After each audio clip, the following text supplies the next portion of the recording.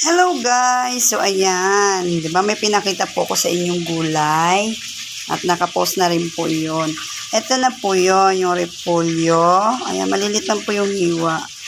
And then yung lettuce, sibuyas, tuna, maliit lang din po yan. Tapos pipino, ayan lang yung design niya. Manipis lang din po yan. Tapos may carrots ako dito. Hindi ako naglagay ng kamatis. Ayan.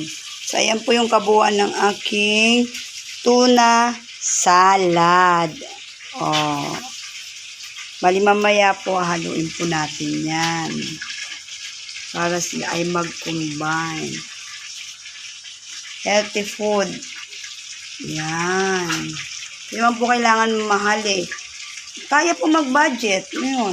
Discarding nanay po. Kung gugustuhin po, magagawa.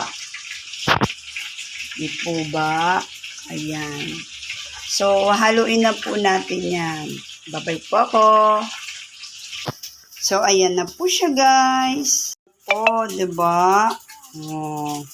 Ang yummy po niya, guys. Super legit. Ay! Ang sarap. Thanks for watching. Love, love.